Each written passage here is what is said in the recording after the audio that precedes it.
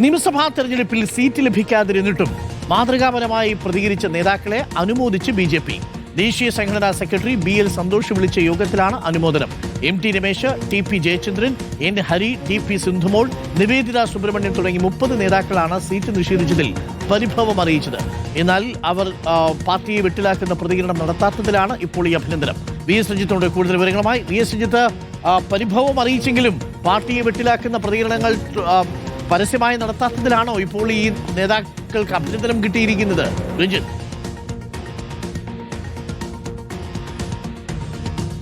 Doctor Arun, കഴിഞ്ഞ ദിവസങ്ങളിൽ B L. സന്തോഷും Vinod ധാവഡയും പങ്കെടുത്ത 2 യോഗങ്ങൾ തിരുവനന്തപുരത്തും തൃശ്ശൂരിലുമായി നടന്നിരുന്നു. തെക്കൻ കേരളത്തിന്റെ യോഗമാണ് തിരുവനന്തപുരത്ത് നടന്നത്, വടക്കൻ കേരളത്തിന്റെ യോഗമാണ് തൃശ്ശൂരിൽ നടന്നത്. ഈ 2 യോഗങ്ങളിലും ബി.എൽ. സന്തോഷ് ചോദിച്ച ആദ്യത്തെ ചോദ്യം സീറ്റ് നിഷേധിക്കപ്പെട്ടവർ, അതായത് സ്ഥാനാർത്ഥിയാവാൻ താല്പര്യം ഉണ്ടായിരുന്നിട്ടും പാർട്ടി സീറ്റ് നൽകാത്തവർ ആരൊക്കെയാണ്, സ്ഥാനാർത്ഥിത്വം ആഗ്രഹിച്ചിരുന്നവർ ആരൊക്കെയാണെന്നുള്ളതാണ്.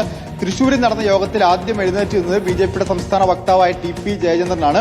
അതിനുശേഷം എം.ടി. രമേശ്, ടി.പി. സിന്ധുമോള്, നിവേദിത സുബ്രഹ്മണ്യൻ തുടങ്ങി നേതാക്കന്മാരൊക്കെ എഴുന്നേറ്റ് നിന്നു. തെക്കൻ കേരളത്തിൽ എൻ. ഹരി ഉൾപ്പെടെയുള്ള പ്രമുഖ നേതാക്കന്മാർ എഴുന്നേറ്റ് നിന്നു. ഏകദേശം 30 നേതാക്കന്മാർ 2 യോഗങ്ങളിലുമായി എഴുന്നേറ്റ് നിന്ന് അവർക്ക് താല്പര്യമുണ്ടായിരുന്നു എന്നറിയിച്ചു. രണ്ടാമത്തെ ചോദ്യം നേതാക്കന്മാരോട് ചോദിച്ചത് നിങ്ങൾക്കുള്ള പരിഭവം മറികടക്കാൻ നിങ്ങൾ എത്ര ദിവസം എടുത്തു എന്നുള്ളതാണ്. പരമാവധി 2 ദിവസം എടുത്തു എന്നാണ് എല്ലാ നേതാക്കന്മാരും പറഞ്ഞിട്ടുണ്ടായിരുന്നത്. കോതമംഗലത്ത് നിന്നൊരു നേതാവ് മാത്രം പരിഭവം മാറിയിട്ടില്ല എന്ന് പറഞ്ഞു.